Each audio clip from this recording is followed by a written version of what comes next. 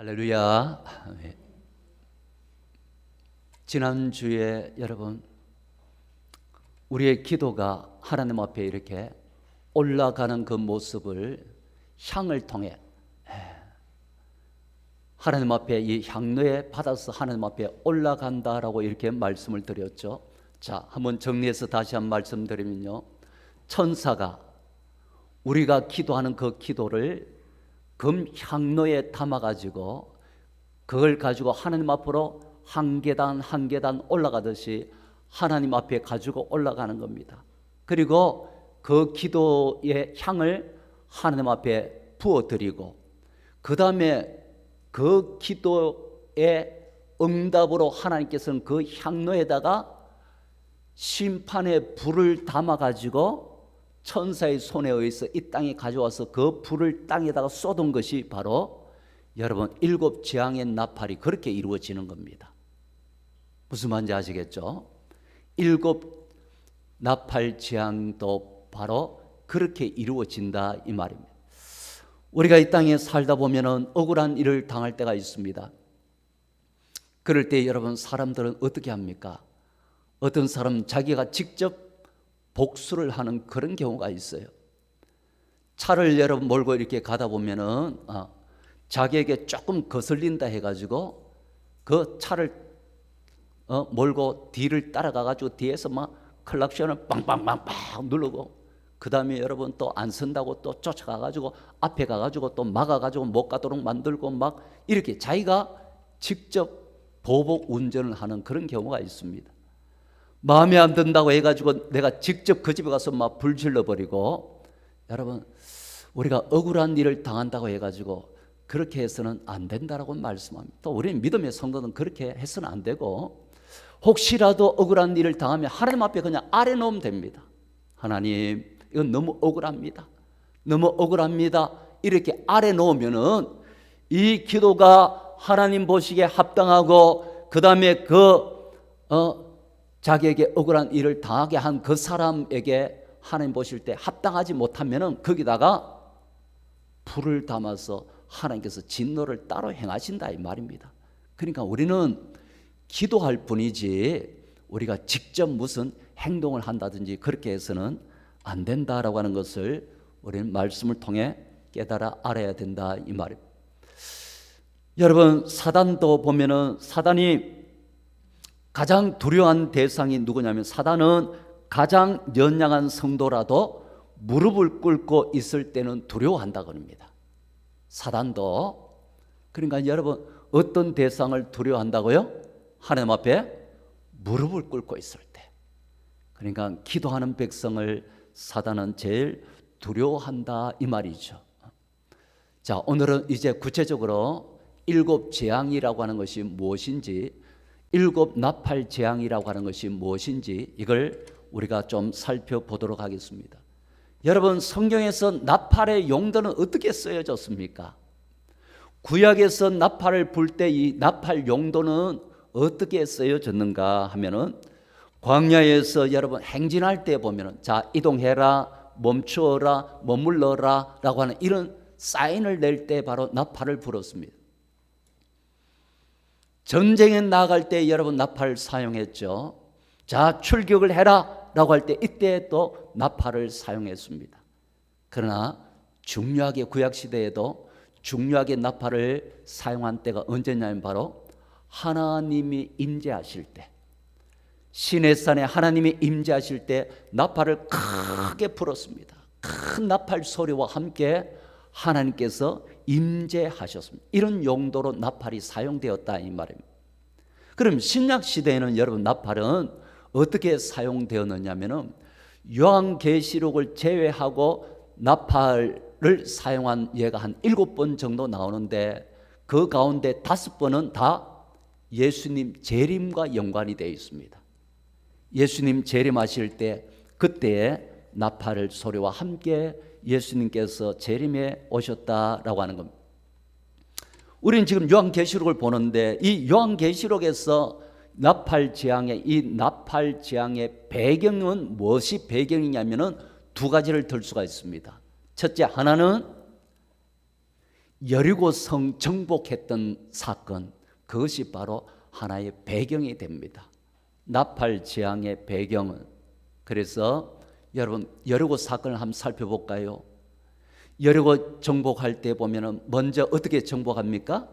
그 여리고성을 뺑뺑이 돌아가지고 정복했잖아요.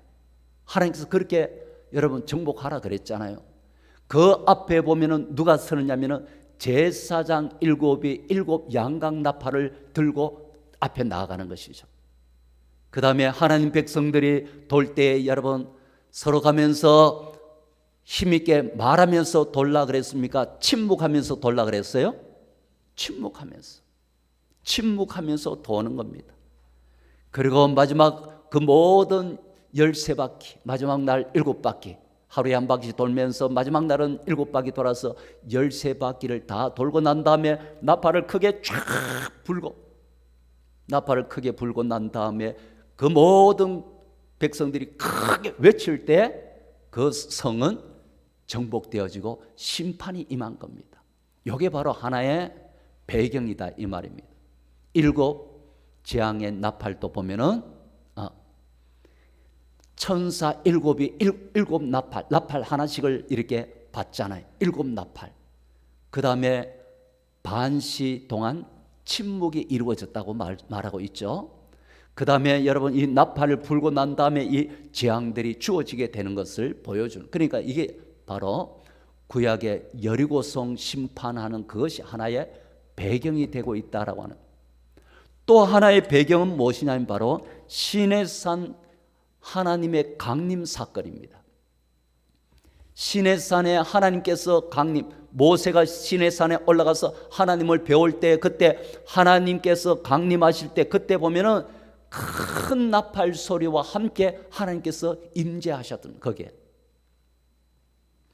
이것은 여러분 신약 시대의 마지막에 보면은 예수님 강림하실 때, 예수님 재림하실 때 이때에 바로 이렇게 나팔 소리와 함께 주님이 재림하신다라고 성경은 말씀하고 있습니다.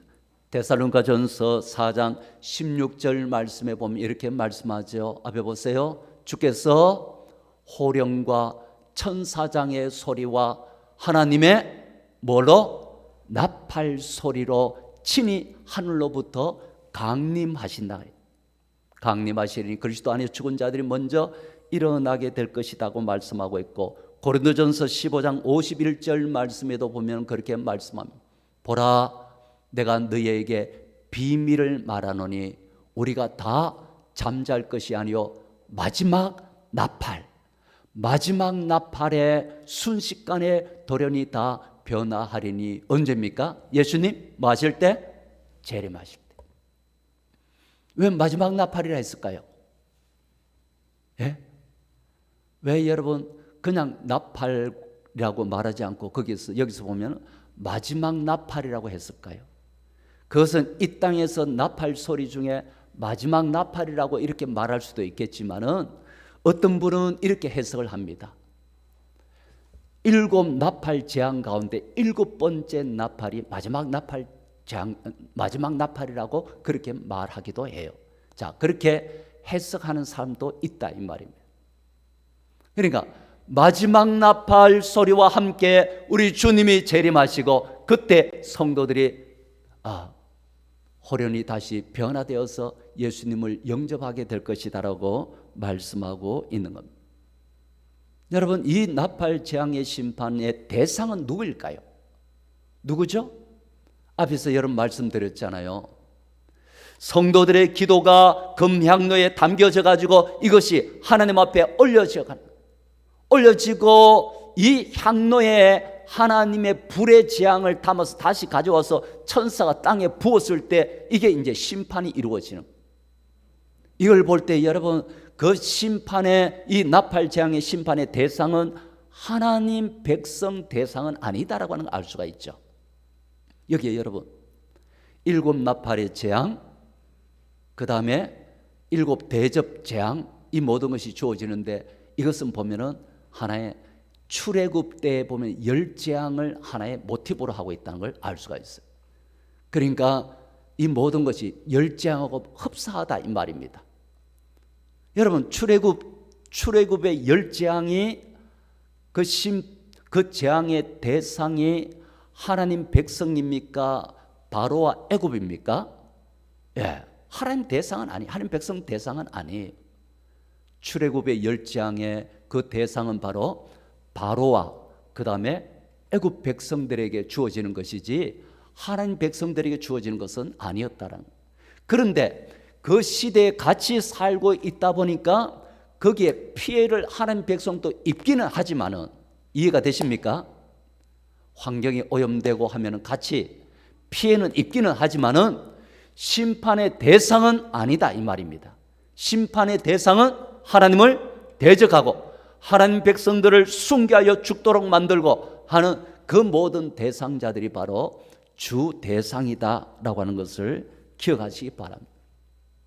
그러면 여러분, 하나님께서 이런 재앙의 심판을 왜 내리실까요? 이 말세 시대 때 여러분 이런 재앙을 왜 내리실까요? 할 때 첫째 그 이유는 바로 하나님께서 이 역사의 주관자라는 걸 보여주기 위함입니다. 이 역사의 주관자는 로마 황제가 아니다라고 하는 겁니다. 이 세상의 주관자, 이 세상을 다스리시고 이 세상을 통치하시고 이 세상을 이끌어 가시고 이 세상의 주관자는 바로 하나님이시다라고 하는 것을 보여주기 위해서 이런 재앙을 내리시고, 두 번째로 이런 재앙을 내리시는 이유는 우리는 회개하도록 하기 위함이다라고 하는 것도 알 수는 있습니다. 자, 두 번째 그 이유는 뭐 하도록 하기 위함이라고요? 회개하도록 하기 위함인데, 근데 이 말세 시대 때 여러분 이 나팔 재앙이나 대접 재앙이나 이때 이 재앙들이 주어질 때 백성들이 이만큼 재앙을 보면은 와, 우리가 하나님 앞에 죄를 범했구나 하고 돌아와야 되는데 돌아오느냐면 잘 돌아오지 않는다라는 겁니다. 여러분, 지금 이 전염병이 우리가 지금 돌고 있잖아요. 세계가 몸살을 앓고 있습니다. 전염병 때문에. 이것도 보면 하나님의 재앙입니다. 하나님께서 내리는 재앙인데 이거 보면서 교회에 몰려옵니까? 교회에서 더 빠져나갑니까? 한번 생각해 보세요. 이 나팔 재앙이 주어지지만 이 회개를 목적으로 하지만 사실은 회개하고 돌아오는 백성들이 없습니다. 이걸 보면서. 그래서 회개를 촉구하는 것도 있겠지만은 더 이걸 통해서 원하시는 것은 무엇이냐면 바로 이는 하나님의 심판의 정당성을 확보하기 위함입니다. 이해가 되시는지 모르겠습니다. 복음을 여러분 세계 만방의 복음을 다 전할 때 예수님 재림에 오신다 그래요. 굳이 여러분 그렇게까지 하시는 이유가 뭡니까? 나중에 심판을 행하실 때 그 하나님의 정당성을 확보하기 위함. 다 복음을 전했는데 하나님께서 심판을 행할 때 너 지옥 이렇게 이야기할 때 억울합니다. 뭐가 억울한데? 나는 복음을 한 번도 들은 적이 없습니다. 이렇게 한다면은 하나님께 또 정당성에 문제가 있을 수 있잖아요. 그래서 이 복음이 세계 만방에 다 퍼질 때까지 다 기회를 주고, 그래도 안 돌아오고 회개하지 아니하고 그러면 할 수 없는 거잖아요. 근데 이 마지막 때는요, 나팔 재앙이 주어지지만 여러분 성경 계시록 한번 읽어보세요. 회개하고 돌아오는지 안 돌아옵니다. 그러니까 회개하지 아니한 강팍한, 여러분 마치 열재앙이 애굽에 임할 때 바로가 그만큼 재앙이 임하면은 돌아서고 하나님 앞에 항복을 해야 되는데 바로가 항복을 합니까? 돌아설 똥 하면서 싹 안 돌아서고, 돌아설 똥 하면서 안 돌아서고. 여러분 출애굽기 보면 안 그렇습니까? 회개 안 합니다. 그러니까 바로 우리가 그 찬양 가사처럼 이때라 주의 긍휼 받을 때는 이때라는 거예요. 이 시기가 지나고 나면은 회개하지 아니하고 오히려 이 백성들이 더 하나님을 대적하고 이런 모습을 통해 대적하고 나아가서는 더 우상 숭배와 귀신을 숭배하더라라고 요한계시록 뒤에 가면 나옵니다. 그러니까 여러분, 복음을 전해도 지금 해야 됩니다.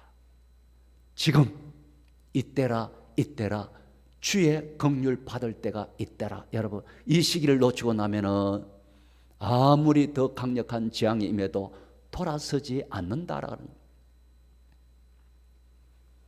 어떤 목사님이 서재를 정리하다가 아들내미의 그 일기장을 발견을 합니다. 그래서 이놈이 일기를 뭘 쓰느냐, 잘 쓰느냐 하면서 한번 그걸 보기 위해서 한번 이렇게 읽어보는데 뭐에 대한 일기가 나오느냐 하면은, 자, 큰 아들이 있고 작은 아들이 있었는데, 큰 아들은 그때 자기가 초등학생이었고 작은 아들은 성교원에 다닐 때였습니다. 근데 초등학교 바로 옆에 성교원 건물이 있었던 겁니다. 그런데 이 성교원에 불이 난 거예요. 불이 나자 이 불이 이 초등학교에 옮겨 붙을 수가 있으니까 초등학교에 이 큰 아이가 수업하고 있는 거기에 비상이 걸린 겁니다. 벨이 울리면서 빨리 이제 너희들 전부 다 선생님들은 아이들을 챙겨가지고 대피시키세요 해가지고 이렇게 보따리 싸가지고 전부 다 대피시키는 그때에, 그러니까 이 큰 아들이 누구를 생각하냐면은 이 성교원에 있는 자기 동생, 이름이 발근인데 이 발근이라고 하는 자기 동생이 생각나는 겁니다. 깜짝 놀란 거죠.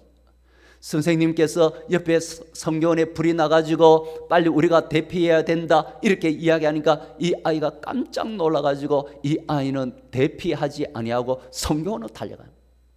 그래, 그때 그 광경을, 그러니까 자기가 나중에 이제 일기로 쓰는 그걸 이 아빠가 아버지가 이걸 읽게 되는데, 거기 보니까 뭐라고 이렇게 써놨냐면, 일기장에 이렇게 써놨어요. 오늘 낮에 발근이가 다니는 성교원에 불이 났다. 공부를 하고 있는데 갑자기 밖에서 연기가 나고 소방차가 왔다. 선생님이 옆에 성교원에 불이 났다고 알려주자 난 갑자기 눈에서 눈물이 났다. 그리고 나도 모르게 성교원으로 뛰어갔다.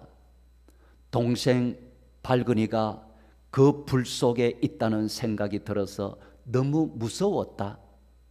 순간 나는 아침에 집에서 발근이와 다툰 것이 생각이 나서 후회가 됐다. 그리고 달려갔을 때 마침 발근이가 놀이터에 나와 있어서 다친 곳이 없었다.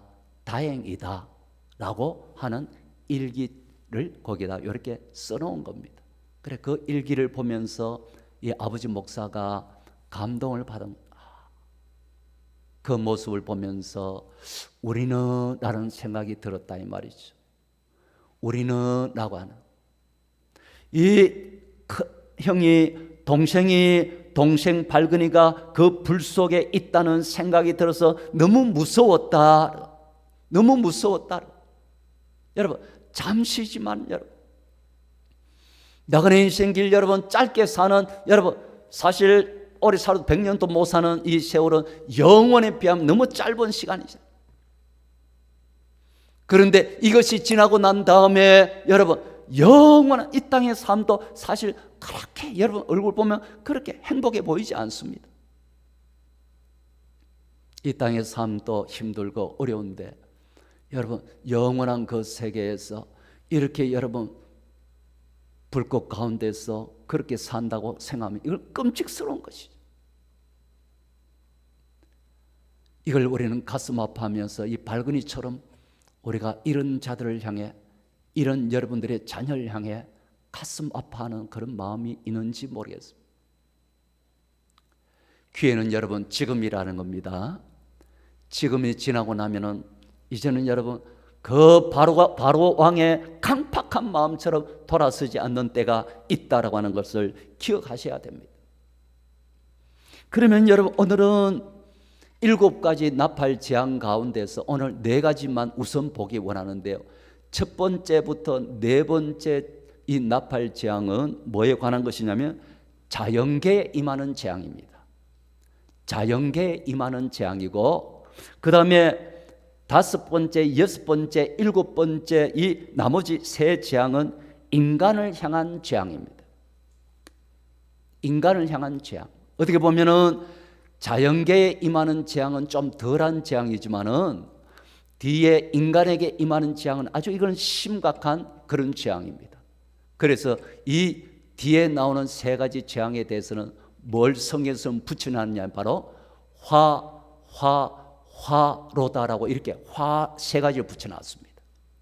이건 우리 다음 주에 이제 이 화로다라고 하는 이 세 가지 화에 대해서 보겠지만은 오늘은 자연계에 임하는 이 네 가지 재앙만 우리가 먼저 보도록 하겠습니다. 자연계에 임하는 재앙 첫 번째 나팔 재앙이 무엇이냐? 여러분 계시록 8장 7절에서 말씀하고 있습니다. 자, 첫 번째 나팔 재앙 뭡니까? 같이 한번 읽어볼게요. 계시록 8장 7절에 첫째 천사가 시작. 첫째 천사가 나팔을 부니 피 섞인 우박과 불이 나와서 땅에 쏟아지매 땅의 3분의 1이 타버리고 수목의 3분의 1도 타버리고 각종 푸른 풀도 다 버리더라 라고 이렇게 뭐가 등장하냐면은 피 섞인 우박과 불이 나오더라 라고 우박 재앙을 여기서 이야기. 여러분 이건 우박 재앙은 어디서 나옵니까? 열재앙에서 나오잖아요. 출애굽시에. 그때 모습을 여러분 보면은 출애굽기 9장 23절부터 25절까지 자 출애굽기 한번 앞에 한번 볼까요? 출애굽기 9장 23절에 보면 모세가 하늘을 향하여 지팡이를 들매 여호와께서 우레 소리와 우박을 보내시고 불을 내려 땅에 달리게 하시나니 여호와께서 우박을 애굽 땅에 내리심에 24절에 우박이 내림과 불덩이가 우박에 섞여 내림, 불덩이가 우박에 섞여 내림 같더라. 내림이 심히 맹렬하니 나라가 생긴 그 때로부터 애굽 온 땅에는 그와 같은 일이 없었더라.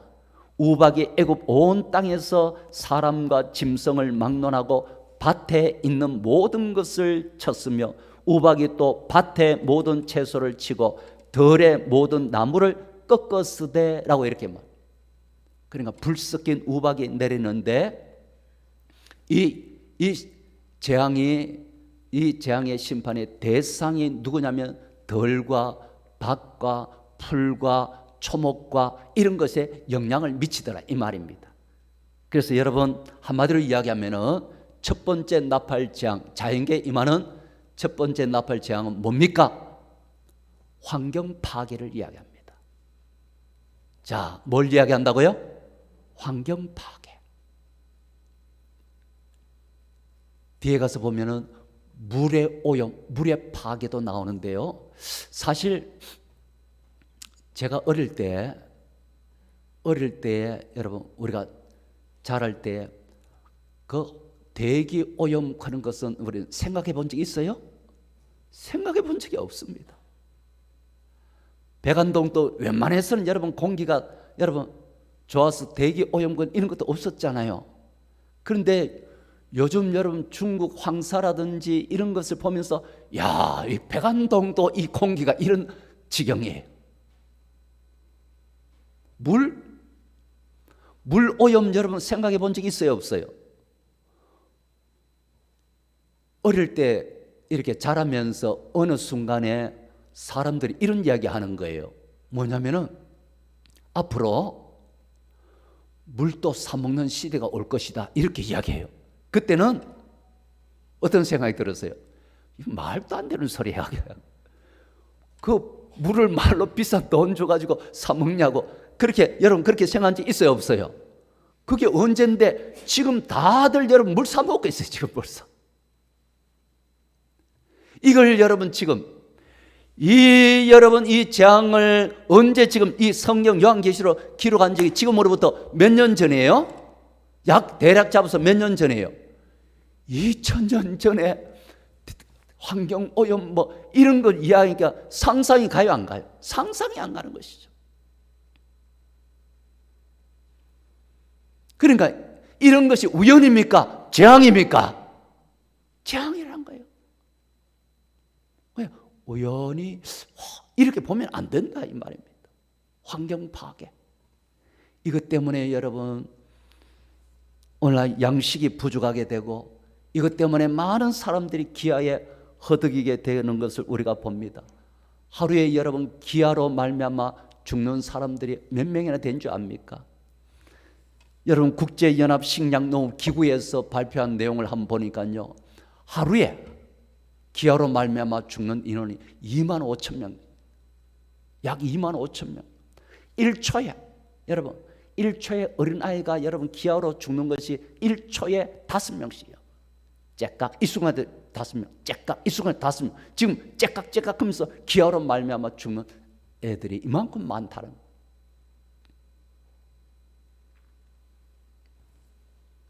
심판의 범위가 보면 얼마나 되느냐면 바로 땅의 3분의 1이 된다라고 말하고 있습니다. 3분의 1은 뭘까요? 3분의 1이란 것도 이 적은 숫자는 아니죠. 그러니까 이것도 많은 그런 큰 어떤 그런 재앙이다는 알 수 있지만, 그러나 이 속에서 보면 에스겔 5장 12절에도 보면은 에스겔 5장 12절 보면 너희 가운데에서 3분의 1은 전염병으로 죽으며 라고 이렇게 말하죠. 3분의 1이라는 단어가 나오고, 스가랴 13장 8절에도 보면은 여호와가 말하노라 이 온 땅에서 3분의 2는 멸망하고 3분의 2가 나오고 3분의 1이 나오잖아요. 그러니까 이것은 3분의 2에 비하면 많지는 않는 겁니다. 그러니까 이건 뭐냐, 완전한 심판은 아니다 이 말입니다. 이 속에서 온전한 심판, 최종적인 심판은 아니다라고 하는 것을 이걸 통해 또 보여주고 있는 것. 자, 두 번째 나팔 재앙은 뭘까요? 계시록 8장 8절 9절 말씀을 한번 보세요. 8절 9절 말씀에 보니까 두 번째 나팔 재앙, 둘째 천사가 나팔을 보니 불 붙는 큰 산과 같은 것이 바다에 던져짐에 바다의 3분의 1이 피가 되고 바다 가운데 생명 가진 피조물들의 3분의 1이 죽고 배들의 3분의 1이 깨지더라 라고 이렇게 말합니다. 심판의 대상이 뭐냐면 바로 바다입니다. 바다. 심판의 대상이, 자, 두 번째 나팔 재앙은 심판의 대상이 바다인데 바다가 파괴가 된다. 바다가 파괴된다라고 하는 것은 이 고대의 바다는 특별히 어떤 바다를 생각하냐면 바로 지중해를 이야기합니다. 지중해. 그러면 이 지중해 같은 바다 같은 경우는 그 당시에는 유명한 무역로가 지중해였습니다. 그래서 여기에 보면은 바다라 해가지고 바다 물을 이야기하기보다는 바로 경제를 이야기합니다. 그래서 여기서 보면은 그런 말씀이 여러분 거의 나오죠. 바다의 배들의 3분의 1이 깨지더라 라고 하는, 그러니까 바다 물을 이야기하기보다도 경제 파괴를 이야기합니다. 그러니까 경제 활동의 파괴가 이루어지게 된다라고 하는 것을 말씀하고 있습니다. 그러니까 여러분 IMF라든지 지금 여러분 이 코로나로 말미암아 경제가 어려운 이 모든 것도 우연히 이루어지는 건 아닙니다. 이걸 통해 가지고 우리가 하나님 앞에서 이 모든 백성들이 하나님 앞에 짓는 모든 죄악을 우리가 볼 수가 있어야 된다라고 하는. 지금도 여러분 얼마나 어렵습니까? 지금도 여러분 어렵죠. 많은 사람들이 가게에 문을 여러분 닫게 되고 문을 열어놔도 계속 여러분 손해만 보고 있고, 그것뿐만 아니라 교회도요. 일반 교회들은 그래도 여러분 성도들이 좀 못 나오고 있어도 교회는 그래도 여러분 다 운영하는데 문제가 되지 않지만 개척교회들은요 힘들어요. 개척교회 여러분 한 달에 80만 원, 100만 원 여러분 그러니까 월세 있잖아요. 월세 이걸 내는데 교인 몇 명 안 되는 교인이 싹 빠져나와요. 개척교회에서는 전부 다 새로 온 사람들, 여러분 새로운 사람들이 보면은 거의 지금 잘 안 나와요. 못 나옵니다. 그나마 여러분 보면은 이럴 때 보면은 우리가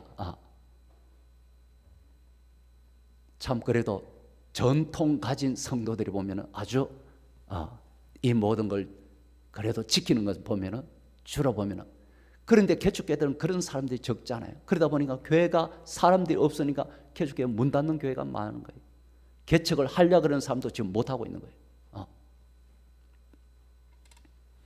자, 세 번째로 여러분 나팔 재앙은 뭡니까? 10절 11절에 나오죠.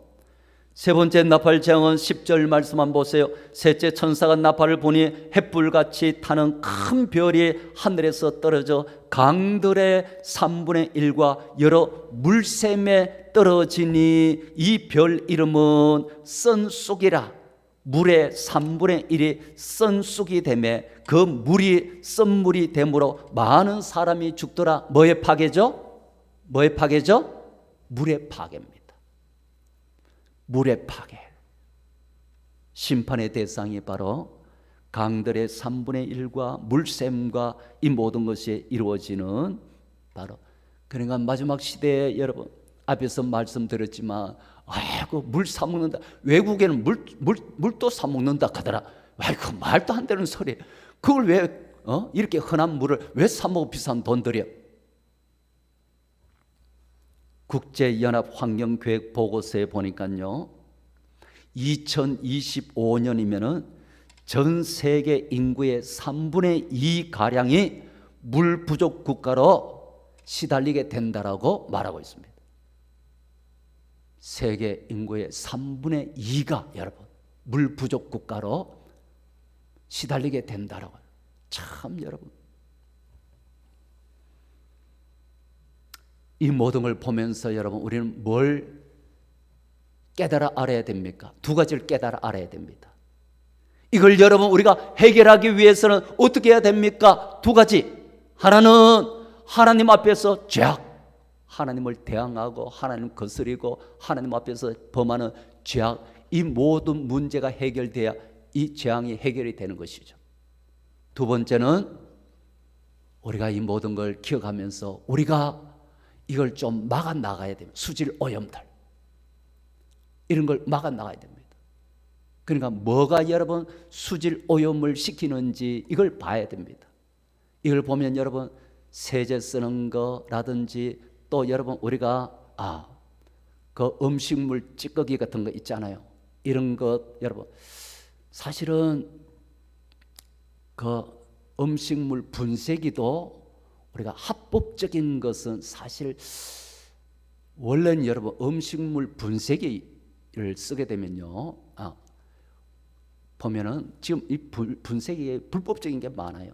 왜 그러냐면은 이걸 원래는 이 불법인데 그 어떤 정부에서 이걸 허용을 해줘가지고 지금 이걸 쓰게 되는데, 근데 이 분쇄기에서 이거 완전 분해돼 가지고 완전히 없도록 해서 나가야 돼. 그렇게 나가는 건 없어요. 갈아가지고 음식물 찌꺼기 어차피 갈았어도 여러분 그게 남는 거죠. 거기에서 80%는 내보내면 안 되고 다시 걸름망을 통해 가지고 80%는 원래 제거하는 게 합법이라 그래요. 그런데 그렇게 하지 아니하고 지금 그걸 다 그냥 내보내버려요. 그러니까 이것도 전부 다 우리가 수질 오염을 시키는 원인이 된다 이 말입니다. 이것뿐만 아니라 여러분 산성비도 그러하고 또 이렇게 광산에서 이렇게 나오는 어떤 그런 모든 이런 것도 오염시키는 것이고 한데, 그러니까 이런 부분에 있어서 우리가 모든 걸 조심해야 돼요. 이 두 가지 여러분, 이 모든 재앙들이 보면 뭘 통해서 우리가 다 오염시키는 거예요. 우리가. 그 다음에 하나님 앞에 죄악, 이 두 가지.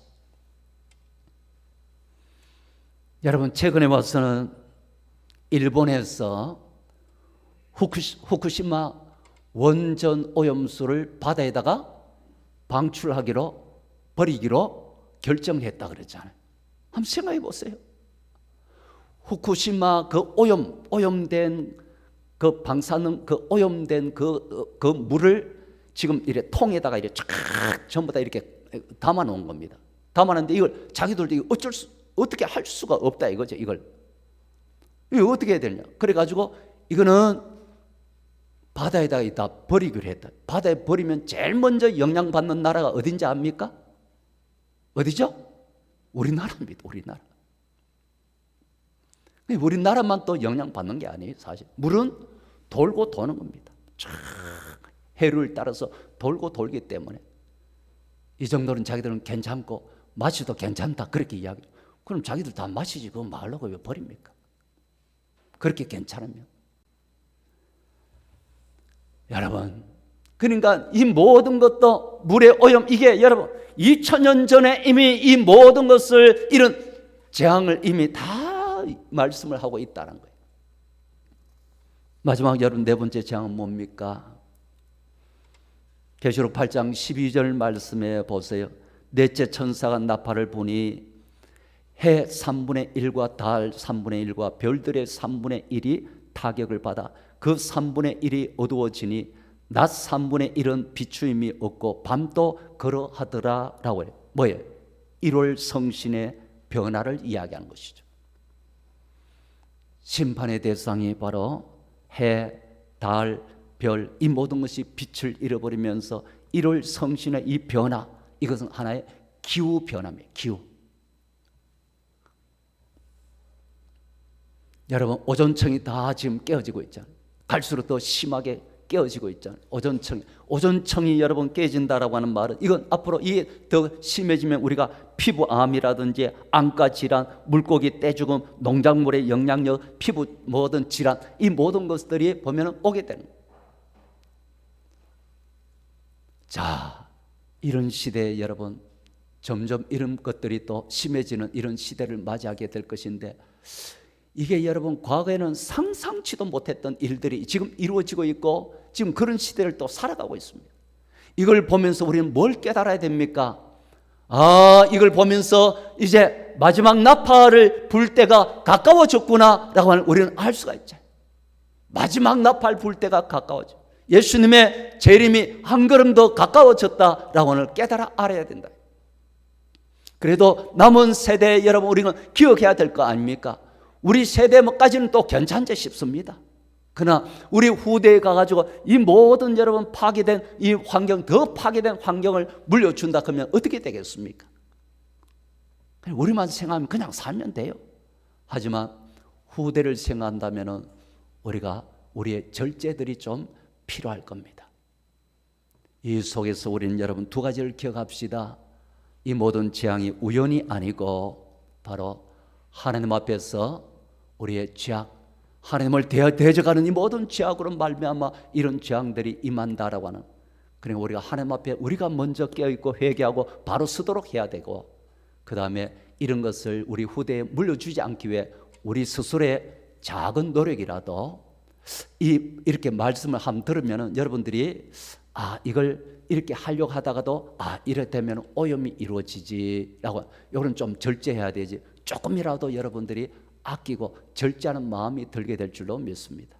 그렇게 해서 후대의 아름다움을, 조금이라도 더 아름다움을 물려줄 수 있는 저와 여러분들이 되어지기를 주의 이름으로 간절히 축원합니다.